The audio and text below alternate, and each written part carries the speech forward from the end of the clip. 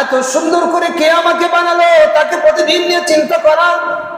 কে আমাকে এত সুন্দর অবয়ব দিল, কে আমাকে কথা বলার শক্তি দিল, কে আমাকে চলার শক্তি দিল, কে আমাকে শোনার শক্তি দিল, কে আমাকে চিন্তা করার শক্তি দিল, সেই মালিকের জন্য পাগল হয়ে যাওয়া দরকার। কি বলেন, ঠিক না বেঠিক? এরপরে মালিক বলেন, সুম্মা খালাকনান নুতফাতা আলাকা ফাখালাকনাল আলাকাতা মুদগাতান ফাখালাকনাল মুদগাতা ইযামা ফাকাসাওনাল ইযামা লাহমা সুম্মা আনশা'নাহু খালকান আখার ফাতাবারাকাল্লাহু আহসানুল খালিকিন। আল্লাহ পাক রব্বুল আলামিন বলেন, আমি শুক্রবিন্দুকে এরপরে জমাট রক্তে রূপান্তরিত করি মায়ের পেটের ভিতরে। প্রত্যেক 40 দিন পর পর পরিবর্তন হয়। কয়দিন পর পর? প্রত্যেক 40 দিন পর পর পরিবর্তন হয়। আল্লাহ পাক রব্বুল আলামিন ফেরেশতাকে নিয়োজিত করে দেন, মায়ের পেটের ভিতরে ফেরেশতা কাজ করতে থাকে। জোরে বলেন সুবহানাল্লাহ। বাহির থেকে কেউ কিছুই বুঝতে পারে না, ভিতরে এত বড় বিশাল কাজ চলতেছে। আলহামদুলিল্লাহি নাহমাদুহু ওয়া নাস্তাঈনুহু ওয়া নাস্তাগফিরুহু ওয়া নু'মিনু বিহি ওয়া নাতাওয়াক্কালু আলাইহি ونعوذ بالله من شرور أنفسنا ومن سيئات أعمالنا من يهده الله فلا مضل له ومن يضلله فلا هادي له ونشهد أن لا إله إلا الله وحده لا شريك له ونشهد أن سيدنا وسندنا وحبيبنا وطبيبنا ومرشدنا ومحبوبنا ومولانا محمد صلى الله تعالى عليه وعلى آله وأصحابه وبارك وسلم. أما بعد فأعوذ بالله من الشيطان الرجيم. بسم الله الرحمن الرحيم. قد أفلح من تزكى وقال تعالى فريق في الجنة وفريق في السعير. وقال رسول الله صلى الله عليه وسلم رضا الرب في رضا الوالد وسخط الرب في سخط الوالد أو كما قال النبي عليه الصلاة والسلام. اللهم صل على محمد وعلى آل محمد كما صليت على إبراهيم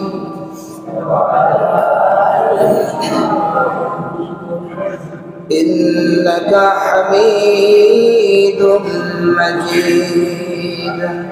اللهم بارك على محمد وعلى آل محمد كما باركت على إبراهيم وعلى آل إبراهيم إنك حميد مجيد. بلغ العلا بكماله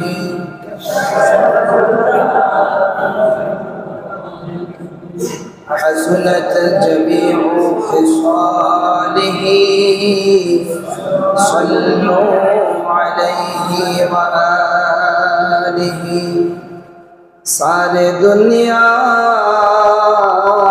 हो मुखालिफ कुछ नहीं है सारे दुनिया हो मुखालिफ कुछ नहीं है अल्लाह पाक रब्बुल आलमीन কালামে পাকের ছোট্ট একটা আয়াতের ভিতরে সংক্ষিপ্ত কথার মধ্যে বলে দিয়েছে সফল কোন ব্যক্তি قد أفلح من تزكى যেই মানুষটা নিজেকে শুদ্ধ করে নিল ওই লোকটা সফল বলেন সুবহানাল্লাহ আমাদের কাজ হলো নিজেকে শুদ্ধ করে নেওয়া আমার কাজ আমাকে শুদ্ধ করে নেওয়া আপনার কাজ আপনাকে শুদ্ধ করে নাও قد أفلح من تزكى এটা মুখস্থ করাও অনেক বছর লাগবে না এই মজলিসে ইনশাআল্লাহ মুখস্থ হয়ে যাবে হবে না ইনশাআল্লাহ এই একটা আয়াত আমরা মুখস্থ করে বাড়ি নিয়ে যেতে পারবো না ইনশাআল্লাহ হিম্মত করেন মাঝে মধ্যে আমি আলোচনার মধ্যে এই আয়াতটা দুই একবার পড়ব قد أفلح من تزكى قد أفلح من تزكى ওই লোকটা সফল যেই মানুষটা নিজেকে শুদ্ধ করে নিল আর এর বিপরীতটা তো অটোমেটিক ভাবে বোঝা যাচ্ছে যে নিজেকে শুদ্ধ করে না সে বিফল আল্লাহ পাক রব্বুল আলামিন আমাদেরকে দুনিয়াতে পাঠিয়েছেন মাতা আর পিতার মাধ্যমে মনে আছে না আলোচনা দুইজন মহান মানুষ দুইজন শ্রেষ্ঠ মানুষ দুইজন সম্মানিত মানুষের মাধ্যমে আল্লাহ তাআলা আমাদেরকে দুনিয়ায় পাঠিয়েছেন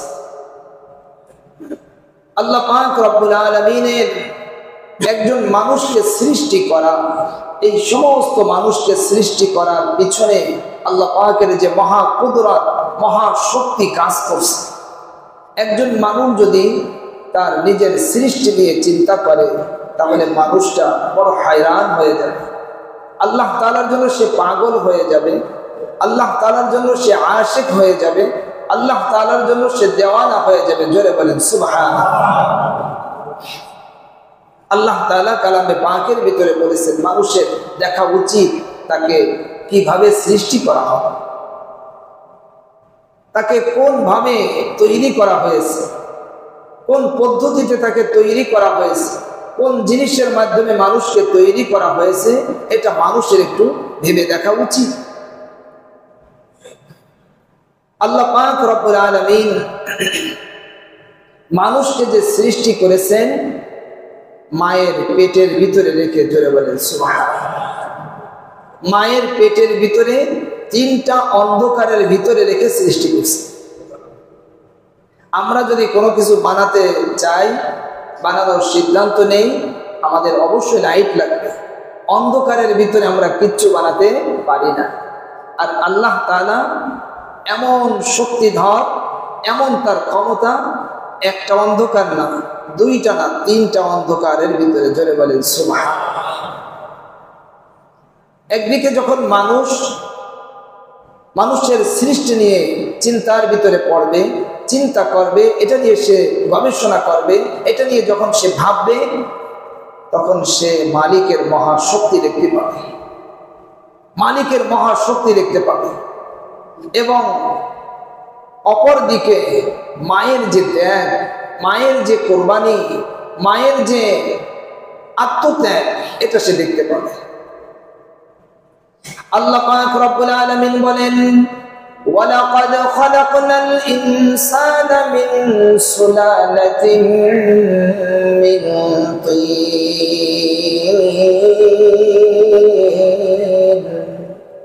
আমি মানুষকে মাটির সার অংশ দিয়ে সৃষ্টি করেছি যারা বলেন সুবহানাল্লাহ মাটির সার অংশ মাটির সার নির্যাস দিয়ে আমি আল্লাহ মানুষকে সৃষ্টি করেছি মানুষের মধ্যে আমরা আছি না নেই মানুষের মধ্যে আমরাও আছি আমাদেরকে আল্লাহ তাআলা মাটির সার অংশ দিয়ে সৃষ্টি করেছেন। আল্লাহ পাক রব্বুল আলামিন বলেন, হাল আতা আলাল ইনসান হিনুম মিনাদ দাহরি লাম ইয়াকুন শাইআন মাযকুরা। এ মানুষ, তুমি কি চিন্তা করে দেখেছো তোমার উপর দিয়ে এমন একটা সময় অতিবাহিত হয়েছে যখন তুমি উল্লেখযোগ্য কিছুই ছিলে না, তোমার কোনো নাম ছিল না, তোমার কোনো অস্তিত্ব ছিল না, তোমার কোনো মান ছিল না, তোমার কোনো সম্মান ছিল না, তোমার কোনো নাম ছিল না, তোমার কোনো জায়গা ছিল না, তোমার কোনো বিবি ছিল না, তোমার কোনো মা বাপ ছিল না, তোমার আত্মীয় স্বজন ছিল না, তুমি নিজেই তো ছিলে না, এমন একটা সময় তোমার উপর দিয়ে অতিবাহিত হয়েছে। কি চমৎকার কথা, কি চমৎকার কথা! মালিকের এই কথাকে কেউ অস্বীকার করতে পারবে বলেন? এমন একটা সময়, আপনার বয়স যদি 20 বছর হয়, 20 বছর আগে আপনি ছিলেন। আপনার বয়স যদি 60 বছর হয়, 60 বছর আগে আপনি ছিলেন। আপনার বয়স যদি 10 বছর হয়, 10 বছর আগে আপনি ছিলেন। আপনার অস্তিত্ব ছিল না, আমার অস্তিত্ব ছিল না। আমাকে কে অস্তিত্বে আনলেন? আমাকে কে অস্তিত্ব দিলেন? আমি যে নিজেকে আমি বলে দাবি করতেছি, এই আমি দাবি করাটা কে আমাকে আনলেন তাকে আমরা ভুলে গেছি। কি বলেন, ঠিক না? তাকে আমরা ভুলে গেছি, মালিককে আমরা ভুলে গেছি। মালিককে আমাদের স্মরণে রাখতে হবে। যেই মানুষ মালিককে ভুলে যায় সেই মানুষ হলো পৃথিবীর সবচেয়ে বড় বোকা মানুষ। যে তার মালিককে ভুলে যায়, যে তার মালিককে চিনে না, সেই মানুষ হলো পৃথিবীর সবচেয়ে বোকা মানুষ। আর বুদ্ধিমান মানুষ হলো ওই মানুষ যে মালিককে চেনে। জোরে বলেন সুবহানাল্লাহ। মালিককে চিনতে হবে, মালিকের সঙ্গে আমাদের টাইট সম্পর্ক রাখতে হবে। জোরে বলেন সুবহানাল্লাহ। আল্লাহ পাক রব্বুল আলামিন বলেন, এরপরে আমি মানুষকে কিভাবে সৃষ্টি করলাম দেখো। ইন্না খালাকনাল ইনসানা মিন নুতফাতিন আমশাজ নাবতালিহি ফাজআলনাহু সামিআন বাসীরা। আমি মানুষকে শুক্র বিন্দু থেকে মিশ্র শুক্র বিন্দু দিয়ে আমি মানুষকে সৃষ্টি করেছি। কেন সৃষ্টি করলাম? নাবতালি। আল্লাহ তাআলার সাথে সাথে সৃষ্টির কারণও বলে দিয়েছেন, নাবতালি, আমি তাকে পরীক্ষা করব তাই বানাইছি। আমাকে কেন বানাইছেন? উত্তর কি হবে? পরীক্ষা করবেন তাই। আপনাদেরকে কেন বানালেন? পরীক্ষা করবেন তাই। কাজ একটাই, নাবতালি। নাবতালিহি, আমি আল্লাহ তাদেরকে পরীক্ষা করব তাই আমি বানাইছি। আমার উদ্দেশ্য পরীক্ষা নেওয়া। পরীক্ষায় যারা পাস করবে তাদেরকে আমি কি করব? ফারিকুন ফিল জান্নাহ ওয়া ফারিকুন ফিস সাঈর। পরীক্ষায় যারা উত্তীর্ণ হবে এক দলকে আমি জান্নাতের ভিতরে দিয়ে দিব। পরীক্ষায় যারা বিফল হবে, পরীক্ষায় যারা পাস করবে না তাদেরকে জাহান্নামে দিয়ে দেব। নাউজুবিল্লাহ বলেন। আমার আর আপনার সিদ্ধান্ত নিতে হবে, আমি জান্নাতে যাব নাকি জাহান্নামে যাব। আমি কি জান্নাত কিনবো নাকি জাহান্নাম কিনবো? আমি কোনটা কিনবো? আমাকে সিদ্ধান্ত নিতে হবে। আমি চললাম জাহান্নামের পথে আর ভাবলাম যে যাচ্ছি জান্নাতের পথে। বলেন এটা বোকা মানুষ কিনা? যাচ্ছে জাহান্নামের পথে আর ভাবতেছে আমি জান্নাতের দিকে যাচ্ছি। এটা কোশ্চিনকালেও সম্ভব নয়। আপনার বাড়ি হলো মসজিদ থেকে বের হয়ে ডান দিকে, আপনি মসজিদ থেকে বের হয়ে বাম দিকে রওনা দিয়েছেন আর ভাবতেছেন আমি বাড়ির দিকে যাচ্ছি। আসলে কি বাড়ির দিকে যাচ্ছেন নাকি দূরে যাচ্ছেন? ভুল পথে যাচ্ছেন, বাড়ির দিকে যাওয়া হচ্ছে না। আপনাকে তখন কি করতে হবে? রাস্তা পাল্টাতে হবে। আরে আমি তো ভুল পথে চলে আসছি, তাড়াতাড়ি বাম পথ ছেড়ে দিয়ে ডান পথে আবার ঢুকতে হবে, তাহলে দ্রুত আপনি বাসার ভিতরে যেতে পারবেন। মুসলমান ভাইরা আমার, আল্লাহ পাক রব্বুল আলামিন আমাদেরকে তৈরি করেছেন, সৃষ্টি করেছেন, পরীক্ষা করবেন। তাই আল্লাহ পাক রব্বুল আলামিন আমাদেরকে কত চমৎকার করে সৃষ্টি করেছেন। ওয়ালাকাদ খালাকনাল ইনসানা মিন সুলালাতিন মিন তিন সুম্মা জাআলনাহু নুতফাতান ফি ক্বারারিন মাকিন। আমি এরপরে মানুষকে কিভাবে তৈরি করলাম?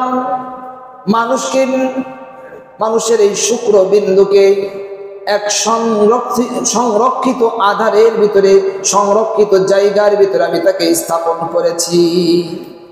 মায়ের রেহেমের ভিতরে শুক্রবিন্দুকে এক জায়গায় আমি রেখেছি। জোরে বলেন সুবহানাল্লাহ। প্রতিদিন নিজের সৃষ্টি নিয়ে একটু চিন্তা করবেন, কে আমাকে বানাইলো? এত সুন্দর করে কে আমাকে বানালো? এত সুন্দর করে কে আমাকে বানালো? তাকে প্রতিদিন নিয়ে চিন্তা করা। কে আমাকে এত সুন্দর অবয়ব দিল? কে আমাকে কথা বলার শক্তি দিল? কে আমাকে চলার শক্তি দিল? কে আমাকে শোনার শক্তি দিল? কে আমাকে চিন্তা করার শক্তি দিল? সেই মালিকের জন্য পাগল হয়ে যাওয়া দরকার। কি বলেন, ঠিক না বেঠি? এরপরে মালিক বলেন, সুম্মা খালাকনান নুতফাতা আলাকা ফাখালাকনাল আলাকাতা মুদগাতান ফাখালাকনাল মুদগাতা ইযামা ফাকাসাওনাল ইযামা লাহমা সুম্মা আনশা'নাহু খালকান আখার ফাতাবারাকাল্লাহু আহসানুল খালিকিন। আল্লাহ পাক রব্বুল আলামিন বলেন, আমি শুক্রবিন্দুকে এরপরে জমাট রক্তে রূপান্তরিত করি মায়ের পেটের ভিতরে। প্রত্যেক 40 দিন পর পর পরিবর্তন হয়। কয়দিন পর পর? প্রত্যেক 40 দিন পর পর পরিবর্তন হয়। আল্লাহ পাক রব্বুল আলামিন ফেরেশতাকে নিয়োজিত করে দেন। মায়ের পেটের ভিতরে ফেরেশতা কাজ করতে থাকে। জোরে বলেন সুবহানাল্লাহ। বাহির থেকে কেউ কিছুই বুঝতে পারে না, ভিতরে এত বড় বিশাল কাজ চলতেছে। ভিতরে এত বড় বিশাল কাজ চলতেছে। একটা পরিবার, একজন মাতা পিতা একটা সন্তানের জন্য কি পরিমাণ লালায়িত থাকে, কি পরিমাণ পাগল থাকে। যাদের বিবাহের বয়স 4-5 বছর হয়ে গেছে, এখনো সন্তান হয়নি, 10 বছর হয়ে গেছে, এখনো সন্তান হয়নি। এই মানুষের সঙ্গে আপনি মোলাকাত করে, সাক্ষাৎ করে জিজ্ঞাসা করেন তাদের মনের ভিতরে একটা সন্তানের জন্য কি পরিমাণ আশা। কি বলেন, ঠিক না বেঠিক? এত আশা মানুষ করে, কিন্তু অনেক সময় দেখা যায় কোনো আশা করে নাই, আল্লাহ তাআলা দ্রুত দিয়ে দিয়েছে। আবার অনেক সময় দেখা যায় লম্বা আশা হচ্ছে না, তারপরে যে অনেকদিন পরে যে আল্লাহ তাআলা দেন। বলেন সুবহানাল্লাহ। ভিতরে এত বড় কাজ চলতেছে। 40 দিন পর পর ফেরেশতা জানাচ্ছেন রব্বুল আলামিন, এখন তো এটা শুক্রবিন্দু ছিল, জমাট রক্ত বানানো হয়ে গেছে, এখন কি করব? সামনে নেব কি নেব না? আল্লাহ তাআলা যদি বলেন যে না, ওটাকে আর সামনে নেওয়ার দরকার নাই, এখানেই শেষ করো, তাহলে ওখানে বাচ্চা নষ্ট হয়ে যায়। বুঝেন নাই? সবাই কথা বুঝছেন? অনেক সময় বাচ্চা যে নষ্ট হয়, আপনারা শুনেন না এই কথাটা? এই যে নষ্ট হয়ে যায়, আল্লাহ তাআলা বলেন সামনে আমি আর নেব না। তা আমাকে আর আপনাকে যদি ওই টাইমে যদি শেষ করে দিতেন, আমি আপনাদের সামনে বসতেও পারতাম না, আপনারাও আমার সামনে বসতে পারতেন না, আমরা অস্তিত্বই পেতাম না, আমাদের নাম নিশানাই থাকতো না। যে মালিক আমাদেরকে এত সুন্দর করে বানালেন, সেই মালিককে বলেন সকলে একটা ডাক দেন, আল্লাহ। সবাই জোরে বলেন আল্লাহ, আল্লাহ, আল্লাহ, আল্লাহ। বলেন এই নাম ডেকে যে পরিমাণ স্বাদ পাওয়া যায়, তামাম দুনিয়ার সমস্ত মিষ্টি যদি এক পাশে রাখা হয়, তাও এত স্বাদ পাওয়া যাবে না। কি বলেন, ঠিক না ঠিক? অতুলনীয় এক নাম। এই নাম বলতেই থাকবেন, মিনিটে মিনিটে, সেকেন্ডে, নিঃশ্বাসে আমাদের জবান থেকে আল্লাহ, আল্লাহ, আল্লাহ, আল্লাহ উচ্চারিত হওয়া দরকার। কি বলেন, ঠিক না বেঠিক? আওয়াজ নেই, আমরা বলতেছি না। বলেন বলেন, বেশি করে বলবেন। হাঁটতে চলতে উঠতে বসতে আপনার জবান এটা এত পরিমাণ চালু হওয়া দরকার। মাঝখানে একটা ঘটনা মনে পড়ছে, একবার এক ক্লিনিকে একজন রোগী ভর্তি হয়েছে। ডাক্তাররা ওই যে একটা কানে একটা মেশিন লাগায়, বুকের পরে ধরে, বিভিন্ন জায়গা থেকে বলে জোরে নিঃশ্বাস নেন।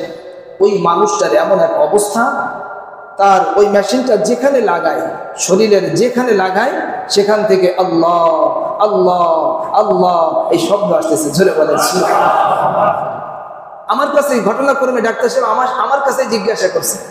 তখন আমি অনেক ছোট বয়স, হয়তো তখন হেফজ শেষ করছি, এমন বয়স। তখন আমার এতটুকু মানে মনে আছে, আমি তখন তাহলে বলছিলাম যে লোকটা মনে হয় এত পরিমাণ জিকির করছে, এত পরিমাণ আল্লাহ তাআলাকে ডাকছেন, ডাকতে ডাকতে তার সমস্ত অঙ্গ প্রত্যঙ্গ থেকে ওই আল্লাহ শব্দ জারি হয়ে গেছে। জোরে বলেন সুবহানাল্লাহ। এর একটা বাস্তব উদাহরণ শোনেন। বাস্তব উদাহরণ হলো, আপনারা কষ্ট দিবেন না, যারা অনেক সময় দেখা যায় যারা বেশি সিগারেট পান করে, বেশি অনেক বেশি, তাদের সমস্ত শরীর থেকে একটা দুর্গন্ধ বের হতে থাকে। তারা পাশ দিয়ে হেঁটে গেলেও একটা দুর্গন্ধ বের হতে থাকে। এটা কেন? এই লোকটা এত পরিমাণ এর সঙ্গে সম্পৃক্ত, তার সমস্ত বডিটা এর সাথে মিলে গেছে। ঠিক তেমনি ভাবে আমাদের মালিকের সঙ্গে এতভাবে মেলা দরকার, সমস্ত চোখ, অঙ্গ প্রত্যঙ্গ, সমস্ত বডি থেকে আল্লাহ আল্লাহ আল্লাহ এই শব্দ বের হবে। জোরে বলেন সুবহানাল্লাহ। তার কারণ এইভাবে যদি আমরা তৈরি না হই, মৃত্যুর সময় মালাকুল মউত যখন এসে উপস্থিত হবেন, তার সেই ভয়ঙ্কর আকৃতি, তার সেই ভয়ঙ্কর অবয়ব, ভয়ঙ্কর অবস্থা দেখে তখন যদি দিলে আগের থেকে যদি তৈরি না থাকে, তাহলে জবান দিয়ে আল্লাহ বের হবে না, জবান দিয়ে আল্লাহ বের হবে না। এই জন্য আমাদেরকে আগের থেকে প্রস্তুতি নিতে হবে, এখন থেকে চালাতে হবে বেশি বেশি।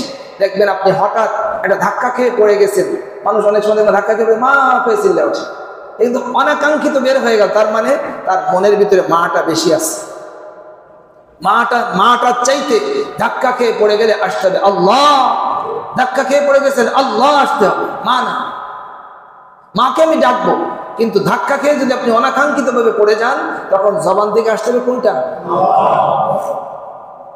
মুসলমান ভাইরারে আমার, আল্লাহ পাক রব্বুল আলামিন ফেরেশতাকে বলেন, ফেরেশতা সামনের দিকে নাও।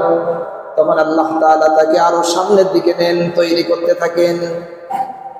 সুম্মা খালাকনান নুতফাতা আলাকাতান ফাখালাকনাল আলাকাতা মুদগা। এরপরে জমাট রক্তকে আমি মাংসপিণ্ডে প্রস্তুত করে দেই, মাংসপিণ্ড বানাই। সুবহানাল্লাহ। এমন প্রত্যেকটা মানুষ, তামাম দুনিয়াতে যত মানুষ আছে, যারা চলে গেছে, সব মানুষকে আল্লাহ তাআলা এই প্রক্রিয়ায় এইভাবে তৈরি করেছেন। জোরে বলেন সুবহানাল্লাহ। এমন ভাবে আপনাকেও বানানো হয়েছে, এমন ভাবে আমাকেও বানানো হয়েছে, অথচ সেই মালিককে ভুলে গেছি। এই দুনিয়ার সব কিছুতে মালিককে ভুলে গেছি। মালিককে ভোলা যাবে না, মালিককে ভোলা যাবে না। একজন মানুষ যখন নিজের এই সৃষ্টি নিয়ে চিন্তা করবে, মানুষ হয়রান হয়ে যাবে, পাগল হয়ে যাবে। এরপরে জমাট রক্ত থেকে মাংসপিণ্ড যখন বানানো হয়ে গেল, ফেরেশতা সংবাদ পাঠায় রব্বুল আলামিন মাংসপিণ্ড হয়ে গেছে, এখন কি করব? সামনে নেব নাকি এখান থেকে শেষ? বলছে না, একে সামনে নাও। একে তখন সামনে নেওয়ার যখন অর্ডার হয়ে যায়, সামনের কার্যক্রম চলতে থাকে। চলতে চলতে এই জমাট রক্ত থেকে মাংসপিণ্ড, মাংসপিণ্ড থেকে এরপরে হাড্ডি তৈরি করেন। জোরে বলেন সুবহানাল্লাহ। হাড্ডি বানানো হয়, ছোট্ট ছোট্ট হাড্ডি, কচি কচি হাড়। কচি কচি হাড় যখন তৈরি হয়ে গেল, এত বড় কাজ চলতেছে, আর এই বাচ্চাকে বহন করে নিয়ে ঘুরতেছেন মা, এই বাচ্চাকে বহন করে নিয়ে ঘোরেন মা, আর মায়ের পেটের ভিতরে একজন জীবন্ত মানুষকে তৈরি করা হচ্ছে। এরপরে মালিকের কাছে সংবাদ পাঠান, ফেরেশতা বলেন রব্বুল আলামিন অস্থি বানানো হয়ে গেছে, হাড় বানানো হয়ে গেছে, এখন কি করব? রব্বুল আলামিন বলেন একে তুমি সামনের দিকে নাও, একে গোশত পরিয়ে দাও। আল্লাহ তাআলা বলেন ফাকাসাউনাল ইযামা লাহমা। আমি আল্লাহ এই অস্থিকে, অস্থি পিঞ্জরকে, হাড্ডিকে আমি গোশত পরিয়ে দেই। জোরে বলেন সুবহানাল্লাহ। এই 6টা প্রক্রিয়া হওয়ার পরে এখনো রূহ আসে নাই, এখনো রূহ আসে নাই। রূহ না আসার কারণে এখনো নড়াচড়া হয়নি। ভাই খুব খেয়াল করেন, রূহ না আসার কারণে এখনো নড়াচড়া শুরু হয়নি। যতদিন পর্যন্ত মালিকের পক্ষ থেকে রূহ না আসবে ততদিন পর্যন্ত নড়াচড়া শুরু হবে না। অনেক সময় এই পর্যন্ত এসেও বাচ্চা নষ্ট হয়ে যায়। মানুষ বলে মরা বাচ্চা, ভাই মারা গেছে কি হবে? অনেক সময় মানুষ মাসআলাও জিজ্ঞাসা করে, এই অবস্থায় মারা যায়, মারা অবস্থায় মায়ের পেট থেকে বের হয়ে আসে। আল্লাহ তাআলা ইচ্ছা করলে আপনাকে এমন করতে পারতেন, আমাকে এমন করতে পারতেন। আল্লাহ তাআলা করেন নাই, তাই মালিকের শুকরিয়া আদায় করে বলেন আলহামদুলিল্লাহ। এরপরে 7ম ধাপ, মালিকের পরে রূহকে পাঠিয়ে দেন। জোরে বলেন সুবহানাল্লাহ। যেই না রূহ চলে আসলো, এই নড়াচড়া শুরু হয়ে গেছে। আল্লাহ পাক রব্বুল আলামিন এইভাবে মানুষকে, আমাদের প্রত্যেকটা মানুষকে মায়ের পেটের ভিতরে রেখে সৃষ্টি করেছে। আল্লাহ পাক রব্বুল আলামিন বলেন হুয়াল্লাযী ইউসাউমিরুকুম ফিল আরহাম কাইফা ইয়াশা। তিনি ওই সত্তা যিনি তোমাদেরকে আকৃতি দিয়েছেন তোমাদের মায়ের রেহেমের ভিতরে থাকা অবস্থায়। যেভাবে তিনি চেয়েছেন সেভাবে দিয়েছেন। কারোর মুখকে চ্যাপ্টা দিয়েছেন, কারোর মুখকে লম্বা দিয়েছেন, কারোর নাকটা একটু উঁচু দিয়েছেন, কারোর নাকটা একটু চাপা দিয়েছেন, কারোর চোখটা বড় দিয়েছেন, কারোর চোখটা ছোট দিয়েছেন। কি বলে? এখানে কাউকে হিংসা করার মতন সুযোগ নেই, এখানে কাউকে ঘৃণা করার মতন সুযোগ নেই। তার কারণ এটা হলো মালিকের বানানো। কার বানানো? এটা মালিকের বানানো, এটা মালিকের বানানো। এই জন্য এখানে যদি আমি একটু যদি ঘৃণা করি, একটু যদি খারাপ নজরে দেখি, তাহলে ধাক্কাটা চলে যায় মালিক পর্যন্ত। কি বলেন ঠিক না? মালিক বানাইছে, আরে আমি বানাইছি তুই ঘৃণা করো, আমি বানাইছি তুই হিংসা করো। আরে এই সুযোগ আমাদের কারো নাই, মালিক বানিয়েছেন। মালিক আপনাকেও এমন বানায় দিতে। আবার এমন অনেক মানুষ মায়ের পেট থেকে আসছে বোবা অবস্থায়, কথা বলতে পারে না। মায়ের পেট থেকে আসছেন, চোখ নাই, চোখ আছে কিন্তু দেখে না। মায়ের পেট থেকে আসছেন, আল্লাহ তাআলা এভাবে পাঠাইছেন পরীক্ষা করবেন, নাবতালিহি, পরীক্ষা করবেন। পা আছে, চলতে পারে না। আবার পা আছে একেবারে সরু, ল্যাংড়া বলে মানুষ। আবার অনেক রকমের আছে অসুস্থ। আল্লাহ তাআলা আমাদেরকে অসুস্থ না বানিয়ে মায়ের পেট থেকে সুস্থ অবস্থায় নিয়ে আসছেন। যে মালিক আমাদেরকে এত সুন্দর করে বানালেন, সেই মালিকের হুকুম পালন করার দরকার আছে না নাই? সেই মালিককে কি পরিমাণ মালিকের হুকুম কি পরিমাণ পালন করা দরকার, এটা যদি আমরা চিন্তা না করি, এটা যদি আমরা আমাদের চিন্তার ভিতরে না রাখি, তাহলে আমরা সামনে ভালো কিছু পাবো না। সামনে যদি আমাদেরকে ভালো কিছু পেতে হয়, তাহলে এখন আমাদেরকে একটু ত্যাগ করতে হবে। আল্লাহ পাক রব্বুল আলামিন কালামে পাকের ভিতরে জানাই দিয়েছেন, তোমার মা বড় কষ্ট করে তোমার মা তোমাকে পেটের ভিতরে রেখে দীর্ঘদিন কয়েকটি মাস তোমাকে নিয়ে নড়াচড়া করছেন, উঠা বসা করছেন, চলাফেরা করছেন। তোমার মা অনেক কষ্ট করেছেন। তোমার মায়ের সঙ্গে তুমি কখনো খারাপ ব্যবহার তুমি করবা না। তোমার পিতার সঙ্গে তুমি কখনো খারাপ ব্যবহার করবে না। হাদিস শরীফের ভিতরে রাসূল পাক সাল্লাল্লাহু আলাইহি ওয়াসাল্লাম বলেন, রিদার রাব্বি ফি রিদাল ওয়ালিদি ওয়া সাখাতুর রাব্বি ফি সাখাতিল ওয়ালিদি। পিতার সন্তুষ্টির মধ্যে আল্লাহ পাকের সন্তুষ্টি, আর পিতার অসন্তুষ্টির মধ্যে আল্লাহ পাক রব্বুল আলামিনের অসন্তুষ্টি। এই জন্য পিতাকে নারাজ করা যাবে না, পিতাকে অসন্তুষ্ট করা যাবে না, মাকে অসন্তুষ্ট করা যাবে না। রাসূল পাক সাল্লাল্লাহু আলাইহি ওয়াসাল্লাম একবার মিম্বারের উপরে উঠলেন, বললেন আমিন, আবার বললেন আমিন, আবার বললেন আমিন। কয়বার আমিন বললেন? 3বার আমিন বললেন। সাহাবা ইকরাম জিজ্ঞাসা করলেন, ইয়া রাসূলুল্লাহ,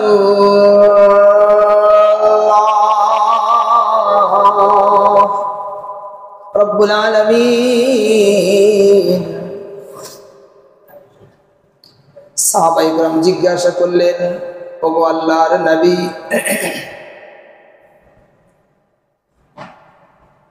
আপনি যে তিনবার আমিন বললেন, তার কারণটা কি? নবীজি সাল্লাল্লাহু আলাইহি ওয়াসাল্লাম বললেন, প্রথমবার যখন আমি আমিন বলেছি, হযরত জিবরিল আমিন আমার কাছে আসছেন। আসার পরে বললেন, ওগো আল্লাহর নবী, আপনার নাম যখন কোন উম্মত শুনবে আর সে যদি দুরূদ শরীফ পাঠ না করে, তাহলে তার ধ্বংস অনিবার্য। আপনি আমিন বলেন। আল্লাহর নবী সাল্লাল্লাহু আলাইহি ওয়াসাল্লাম আমিন বললেন। এরপরে আবার আমিন বললেন। জিবরিল আমিন বললেন, যে ব্যক্তি রমজান মাস পেল কিন্তু তার গুনাহকে মাফ করাতে পারল না, ওই লোকটা ধ্বংস হোক। নবীজি সাল্লাল্লাহু আলাইহি ওয়াসাল্লাম বললেন, আমিন, যে ওই লোকটা ধ্বংস হোক। কয় শ্রেণী হলো? 2 শ্রেণী। এরপরে তৃতীয় নম্বর হলো, যেই মানুষটা মাতা পিতা 2 জনকে পেল অথবা একজনকে পেল, এই 2 জনকে পাওয়ার পরে অথবা একজনকে পাওয়ার পরে এই 2 জনের খেদমত করে সে জান্নাতবাসী হতে পারল না, ওই লোকটা ধ্বংস হোক। রাসূল পাক সাল্লাল্লাহু আলাইহি ওয়াসাল্লাম বললেন, আমিন। এই 3 শ্রেণীর মানুষ, এক শ্রেণী হলো যারা নবীজি সাল্লাল্লাহু আলাইহি ওয়াসাল্লামের নাম শুনে দুরূদ শরীফ না পাঠ করে। দ্বিতীয় শ্রেণী হলো যারা রমজান মাস পেল কিন্তু তার গুনাহ খাতাকে মাফ করে দিতে পারল। আর তৃতীয় শ্রেণী হলো যারা পিতা মাতা 2 জনকে পেল অথবা একজনকে পেল কিন্তু সে জান্নাতবাসী হতে পারল না, তাহলে সেই লোকটা কি হোক? ধ্বংস। এই জন্য ধ্বংসের হাত থেকে বাঁচার জন্য আমাদেরকে পিতামাতার খেদমত করা, তাদেরকে কদর করা, তাদেরকে সম্মান করা, তাদের জন্য উপঢৌকন দেওয়া, তাদের জন্য আমাদের একটা ছোট্ট ব্যাংক, বাসায় ছোট্ট একটা ব্যাংক রাখা, সেখানে কিছু কিছু টাকা জমা করে একসাথে আপনি মাসের শেষে মায়ের হাতে কিছু দিলেন, পিতার হাতে কিছু দিলেন। একসঙ্গে অনেক সময় পারা যায় না, কিছু কিছু টাকা আপনি মায়ের নামে রেখে দিলেন, পিতার নামে রেখে দিলেন। রাখার পরে এটাকে একসঙ্গে মাস শেষে অথবা 15 দিন পরে, 20 দিন পরে, অনেক সময় দেখা যায় মা বাপ সাথে থাকে না, দূরে থাকে। অনেক সময় আমরা এখন খোঁজখবরও নেই না। মোবাইল আছে আমাদের কাছে, আমরা খোঁজখবরটা রাখি, তাদেরকে আমরা দেই। তাদের জন্য আমাদের অনেক কিছু করা দরকার। কি বলেন, ঠিক না বেঠিক? তারা আমাদের জন্য যা করেছেন, অনেক মায়ের নাফরমানি করা যাবে না। হাদিস শরীফের ভিতরে আসছে 3 জন শিশু অবস্থায় কথা বলছে, একদম দুধ পান করা অবস্থায় কথা বলছে। জয় বলেন সুবহানাল্লাহ। কয়জন শিশু? 3 জন শিশু। তার ভিতরে একজন হলো হযরত ঈসা আলাইহিস সালাতু ওয়াস সালাম, মায়ের কোলে থাকা অবস্থায় কথা বলছে। হযরত মারিয়াম আলাইহাস সালাতু ওয়াস সালাম, তার মাধ্যমে আল্লাহ তাআলা এক কুদরতকে জাহির করছে। এক কুদরত আল্লাহ পাকের, পিতা ছাড়া শুধুমাত্র মায়ের মাধ্যমে আল্লাহ তাআলা যে সৃষ্টি করতে পারেন, এই কুদরতকে আল্লাহ তাআলা জাহির করছেন হযরত মারিয়াম আলাইহাস সালাতু ওয়াস সালামের।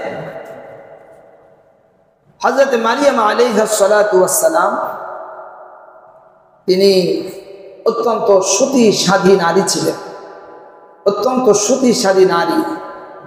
হযরত মারিয়াম আলাইহিস সালাতু ওয়াস সালাম, তিনি একটা নির্জন জায়গায় তিনি পর্দা টেনে নিলেন। একটা জায়গায় তিনি একটা গোসল করার জন্য অথবা অন্য কোনো কাজে তিনি একটা নির্জন কক্ষের ভিতরে গেছে। তখন ফেরেশতা আল্লাহ তাআলা মানুষের আকার ধারণ করে ওনার সেই রুমের ভিতরে আসছে। উনি এই দৃশ্য দেখে উনি ভয় পেয়ে গেছে যে আমার এই রুমের ভিতরে মানুষ। উনি তখন ফেরেশতাকে বলছেন, আমি তোমার কাছে আমি আশ্রয় চাচ্ছি আল্লাহ পাকের কাছে, তোমার যদি মন্দ কোনো উদ্দেশ্য থাকে তুমি সামনে এসো। তখন ফেরেশতা বললেন যে না, আমি আল্লাহ পাকের পক্ষ থেকে দূত, আমি ফেরেশতা, আল্লাহ তাআলা আমাকে তোমার কাছে পাঠাইছেন, এক সুসংবাদ নিয়ে আসছি, তোমাকে আমি একটা পুত্র সন্তানের সুসংবাদ নিয়ে আসছি। হযরত মারিয়াম আলাইহিস সালাতু ওয়াস সালাম হায়রান হয়ে গেলেন যে আমার সন্তান হবে, আমার স্বামী নাই, বিয়ে শাদী হয়নি, সন্তান কিভাবে হবে? ফেরেশতা বলেন এমনিই হবে, এমনিই হবে, এমনিই হবে। এমনি হবে যে হ্যাঁ, এটা আল্লাহ পাকের সিদ্ধান্ত, আমরা মাকদিয়া, এটা আল্লাহ তাআলা সিদ্ধান্ত নিয়ে রাখছে, তোমাকে আল্লাহ তাআলা এভাবে সন্তান দিবে। লম্বা কথা আর কি, আজকে আর সে আলোচনায় ঢুকে আমরা শেষ করতে পারবো না, এই জন্য এই আলোচনায় আর ঢুকতেছি না। তো হযরত ঈসা আলাইহিস সালাতু ওয়াস সালাম শিশু অবস্থায় কথা বলছেন। হযরত ঈসা আলাইহিস সালাতু ওয়াস সালাম এবং আরো দুইজন ব্যক্তি, এই আলোচনাটা ইনশাআল্লাহ আমরা সামনের জুমাতে এই আলোচনাটা ইনশাআল্লাহ রাখবো। আজকের আলোচনার সার নির্যাস হলো এই যে আল্লাহ পাক রব্বুল আলামিনের মানব সৃষ্টি, এটা আল্লাহ পাকের এক মহা কুদরত, মহা বড় নিয়ামত। আল্লাহ তাআলা যে মানুষকে বানাইছে, প্রতিদিন আমাদের নিজেদের চিন্তা করা যে আল্লাহ তাআলা আমাকে কিভাবে বানাবেন। আর হলো মাতা পিতা, এই মাতা পিতার প্রতি আমরা সদয় হব, তাদেরকে সালাম দিব, তাদের সঙ্গে ভালো আচরণ করব, তাদের সামনে একদম গোলামের মতন থাকব, তাদের খেদমত করব। আর যাদের মাতা পিতা নাই তারা আপনারা বেশি বেশি রব্বির হামহুমা কামা রব্বায়ানি সগীরা এই দোয়াটা পাঠ করবেন এবং মাতা পিতার নামে মসজিদে দান করবেন, মাদ্রাসায় দান করবেন, অসহায় মানুষের দান করবেন। মাতা পিতার সঙ্গে যাদের ভালো সম্পর্ক ছিল তাদের পিছনেও আপনারা আপনাদের অর্থ আপনারা ব্যয় করবেন।